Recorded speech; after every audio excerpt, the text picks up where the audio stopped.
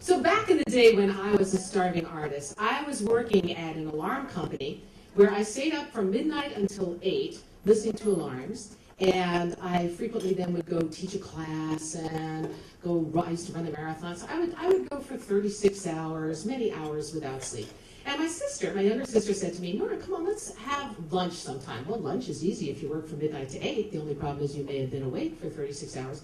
So we went to Harvard Square. And I have not owned a car in that time.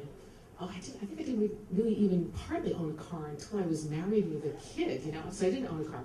But anyway, so you'll see where that comes in. And I lived right next to Symphony Hall, right next to Northeastern University, right next to Westland Ave, which is also a place where a lot of prostitutes hang out. And so I was up late at night, and I just got hassled constantly.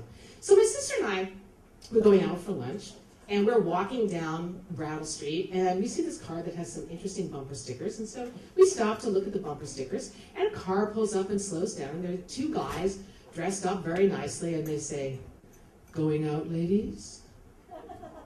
And I didn't go out. I went off.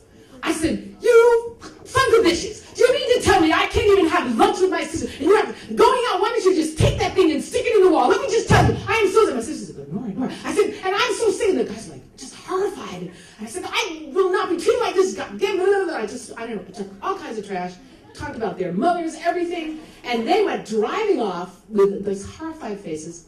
And my sister kept saying, Norah, you don't understand. I said, no, you don't understand. Let me just tell you, I am so sick and tired of people asking me if I am going out. You don't know what it means, going out. Going out means, are you a prostitute? Do you want? I am so sick of the kinds of things that people say to me. Norah, no, you don't understand. I said, listen, I'm telling you, I live in a place where, she said, Norah, I think they wanted to know if you were leaving the parking space.